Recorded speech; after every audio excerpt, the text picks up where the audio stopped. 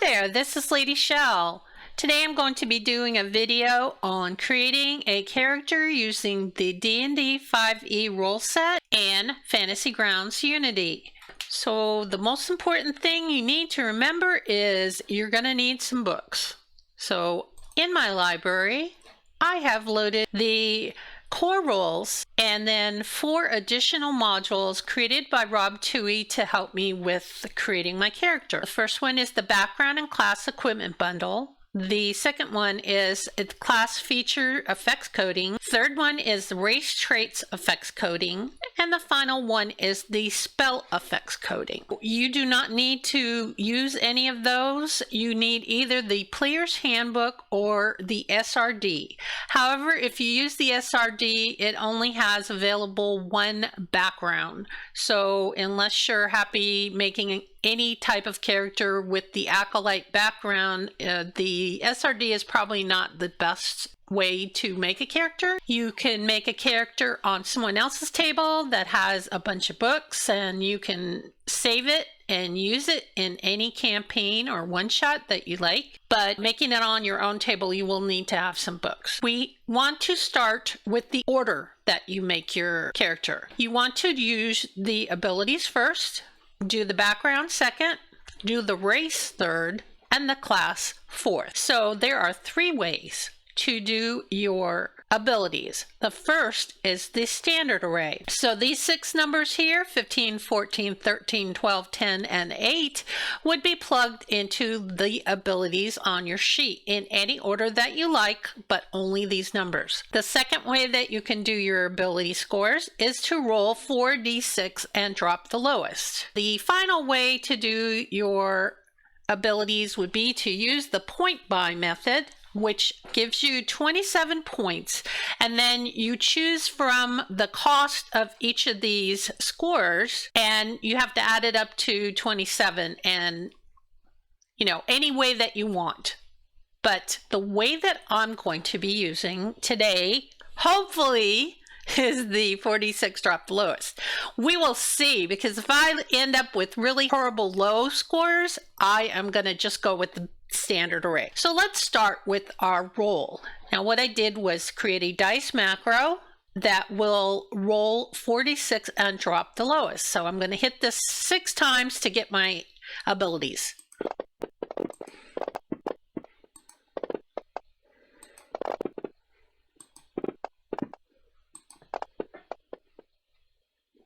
That's not bad. So I've got a low of 10. If I would have chosen the standard array method, I would have had a low of 8. I don't have any 15, but I do have 2 14s and a 13, which is pretty darn good. And the class of character that I'm going to be making is a cleric, because I usually play clerics. So I'm going to put the 14 in wisdom and the other 14 in con, and then I'm going to put my 13 in strength. Now I'm going to put my 13 I'm going to put my 12 in dex and my 13 in strength. And then I have I have a 10 and 11 left. So we're going to put the 10 in charisma and the 11 in intelligence. So there are my base stats. So the next part of the creating a character is my background. So what I want to do is go over here on the right side and find the tab that says background. I'm going to click on that, and it loads all the backgrounds that are available. Now, since I only have the player's handbook loaded, it's only drawing from the player's handbook. Now, since I'm creating a cleric, I might as well use the Acolyte. So I'm going to take the shield here and I drag it over to where it says background and drop it. And you can see that it added Shelter of the Faithful. It added Insight and Religion as skills that I am proficient in. And then I have 2 choices of language to do. Next thing I want to do is pick a race. So we're going to open the race tab over here. And again, it's loading from the player's handbook. Oh, also there looks like there's a couple things from the Dungeon Master's Guide. I'm going to drop the group into just player's handbook because we're going to make a PC based on just player's handbook information. What kind of race do I want? I think the best race for cleric is a dwarf, and you will see why later.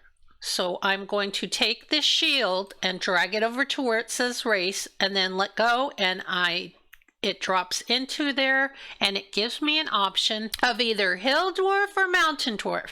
If you are wondering what they have, you would open the shield and you can see that the Hill Dwarf gets an ability score increase that increases your wisdom. Now that would be a good thing to increase because wisdom is your most important attribute as a cleric. If you took the Mountain Dwarf, that gives you ability score increase of your strength by 2. So you're really strong, but your wisdom is going to just stay where it is.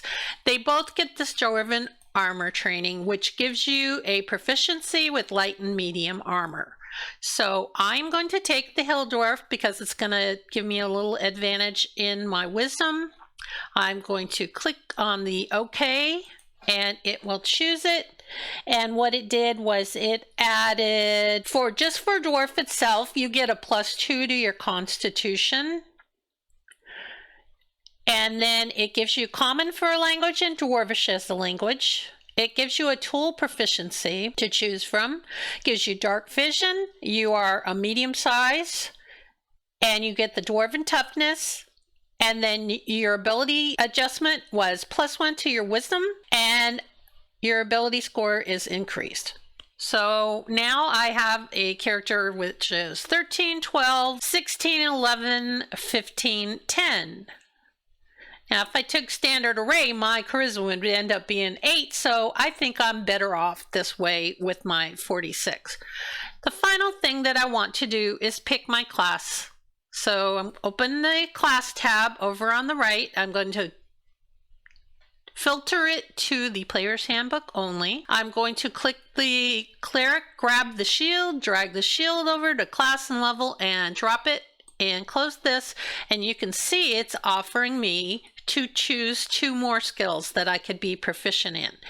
Now remember, when I go to the skills tab, I could see what I'm already proficient in, which was insight and religion. So here I don't want to pick them again. It's not going to give you better than a full proficiency. So you want to take things that are other than what you already have. So I'm going to take medicine, and I am going to take history.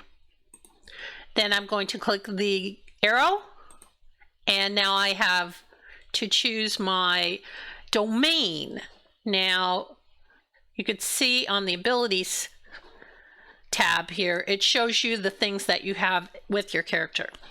Now, generally speaking, a cleric is all about healing. So life domain is the one that you would want to take if you wanted to just be like healing and be the one that's saving all your other party members. If you want other skills, because you're always going to have the healing skills, this is just buffs you up better if you take life domain. The knowledge domain gives you some different spells. Oh, also, all the domains have their own set of spells that you get. These are spells that you know, they do come out of your spell slots, but they are not counted as the ones that you are preparing every day. These are always known, and you get certain ones at different levels. As you can see, knowledge domain gives you the command and identify at level 1, and then at level 3 you get some additional spells, etc.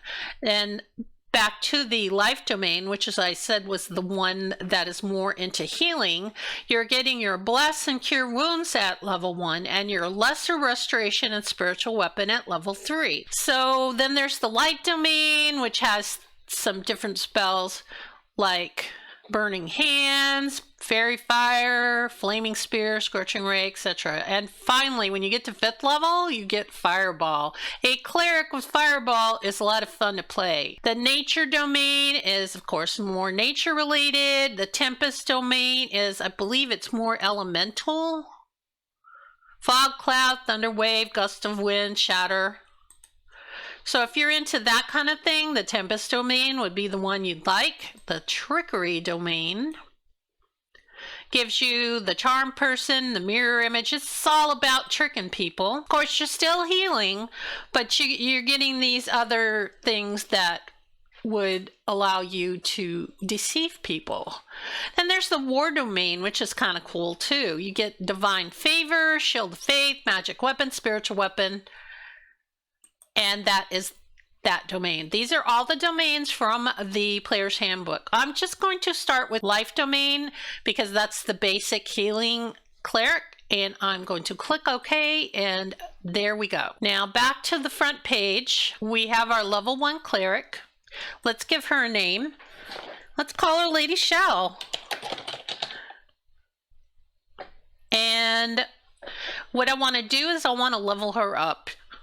So to level a character up, you would click on this magnifying glass at the right side of this class and level line, and it opens up this pop-up window. Now what you want to do is there is another shield right here underneath the plus symbol. You're going to take the shield, you're going to drag it off of the pop-up and then back on. Then I want to level her to level 3, so again, I'm going to drag it off, I'm going to drag it back, and it goes to level 3. And you can see that it changed here. Typing the number does not change your level. You have to do this where you take it off and bring it back.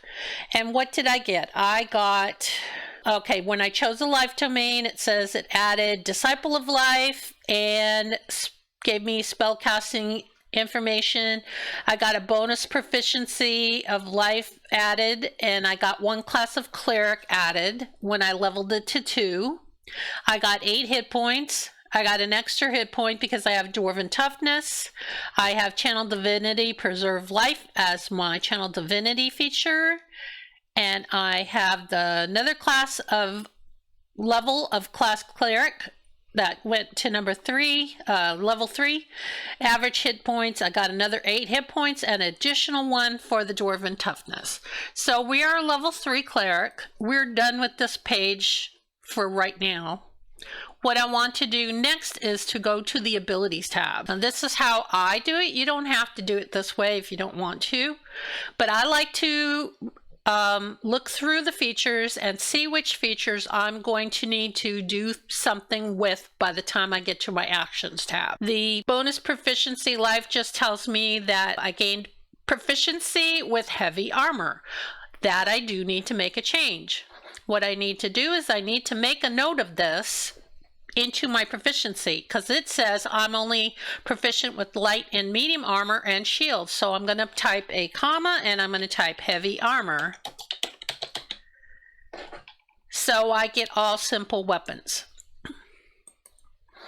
Next we have our Channel Divinity. This just says that you have Turn Undead, and then you have the, where's the other? I guess that's the only one it says right here. I will leave that open. Preserve Life. Here's the other one that I get. This is for my domain. I get Preserve Life. We're going to leave that open. The next one, Disciple of Life, just says that your healing spells are more effective. Whenever you use a spell of 1st level or higher to restore hit points, the creature gains an additional hit points equal to 2 plus the spell's level. So if you were doing a level 2 spell, they would get 2 plus since you're doing it at 2, it would get an additional 2 hit points. So that will need to be changed. Divine Domain, this is going to tell about the spells that you're going to get. I'm going to move this up here. And since we're level, oh, it doesn't tell it on this one. It tells them on this one. These are the spells that I'm going to add to my Actions tab, so I'm going to leave that open. Next is Shelter the Faithful. Just says like when you visit towns that if you go to a temple, you can get free healing and care. And this is a role play thing. I'm going to close it because there's nothing I need to do on the Actions tab that has to do with role play. Spell casting just talks about the spells that you get. It says, first level, you know 3 cantrips of your choice from the cleric spell list, and you learn additional cleric cantrips of your choice at higher levels. Preparing your spells, you get to do a number of cleric spells equal to your wisdom modifier plus your cleric level. So my cleric level is 3, my wisdom modifier is 2, so that's 5. So I get to prepare 5 spells. Okay, so we don't need to do anything with that. Let me get back to my tab here. Dwarven combat training. So it says that I have proficiency with battle axe, hand axe, light armor, and warhammer. So I'm going to highlight these and I'm going to copy these over to my line here that says I know simple weapons. So I'm going to put a comma and then I'm going to paste in this information. So now I am proficient with these weapons as well as just basic simple weapons.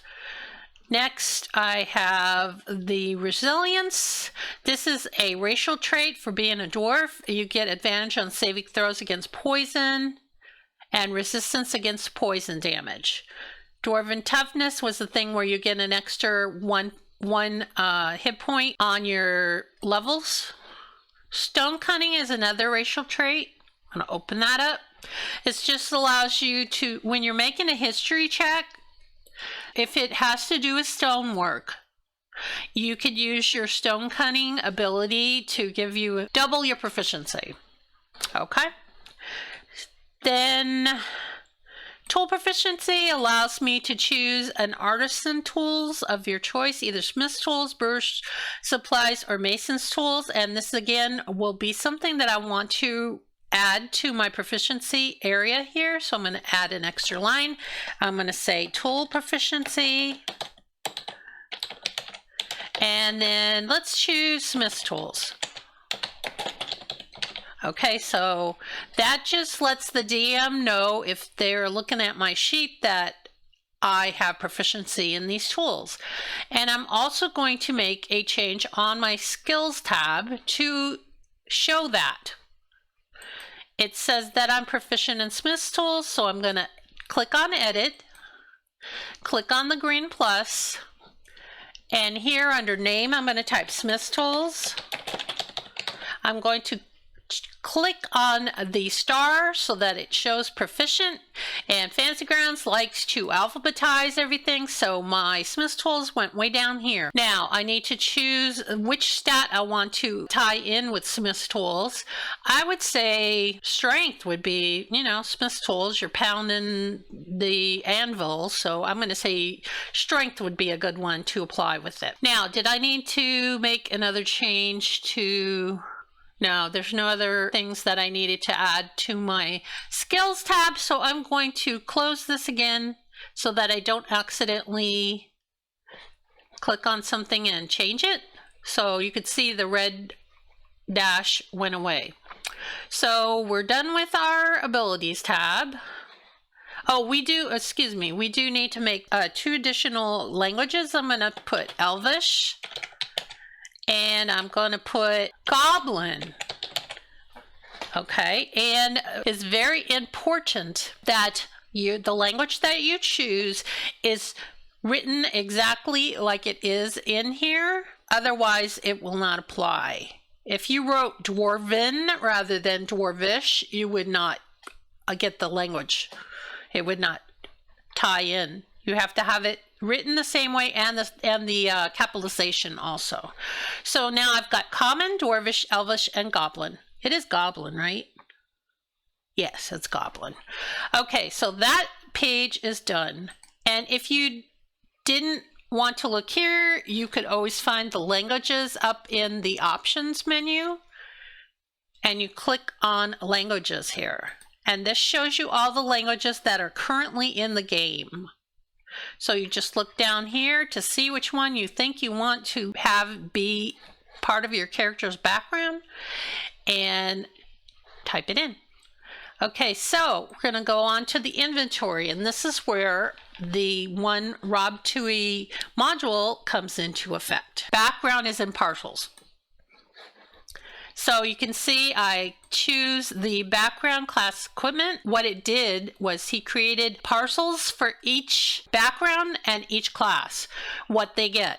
And I chose Acolyte, so to make this really easy, instead of having to drag in all the items that my character would get as an Acolyte, I just drag the shield over and it puts all of this in at one time. Then I need to go down to find the class that I am, which is Cleric. And again, I'm going to click on the shield for Cleric and drag this over to my inventory tab. And I'm going to close the parcels. And on our inventory tab, I want to arrange things so that it's orderly. So what you want to do is everything that you carry in your backpack, you're going to list the location over here as backpack. First thing I want to do though is get rid of this word empty and backspace all the way just to the K. And then my alms box is going to be in my backpack, and if I just do a capital B, it's gonna fill in the rest. My amulet, I'm gonna change it to 1. I'm not sure why it gives me 2 amulets. The amulet is actually your holy symbol. I'm going to change the name to holy symbol. I'm going to put for location neck because I wear my holy symbol as a pendant on a chain around my neck. And now we're going to go down the list, and all the rest of the things, if they're going to be in the backpack, I'm going to type that in the location line here.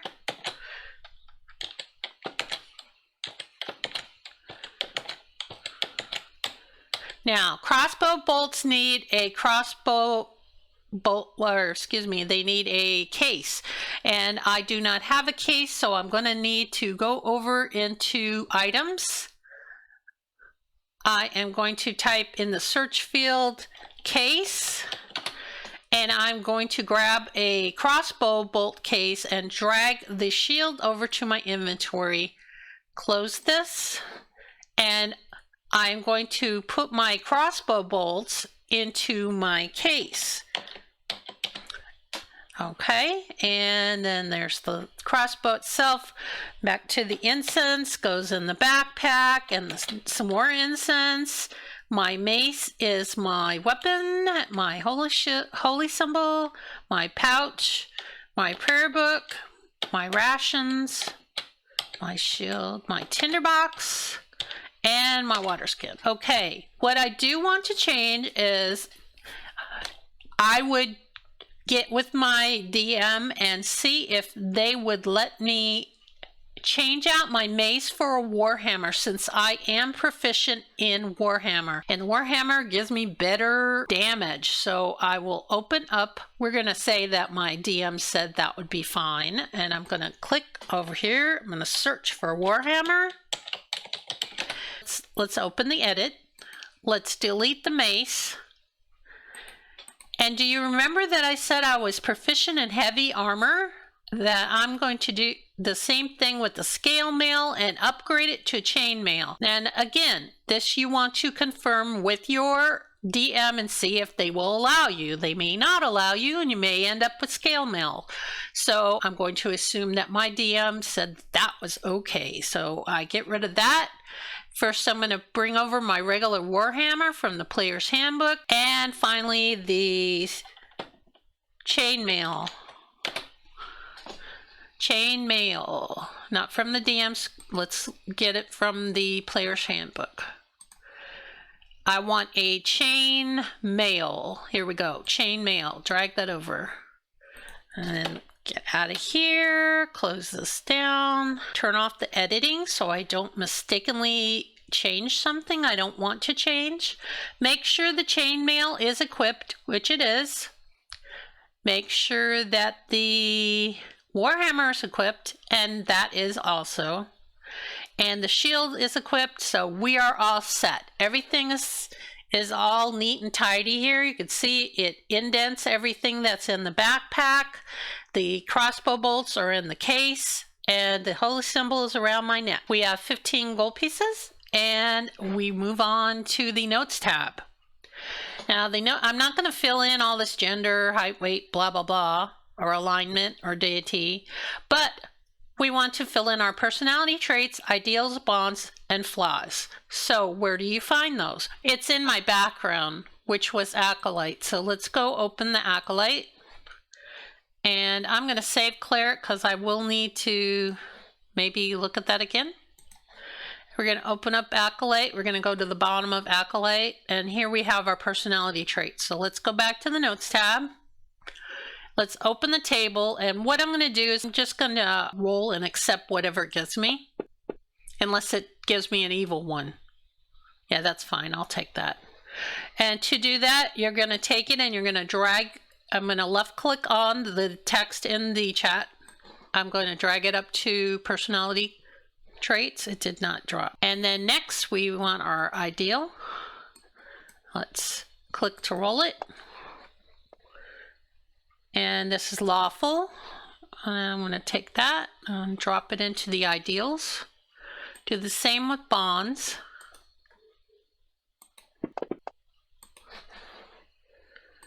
And then finally, the flaws.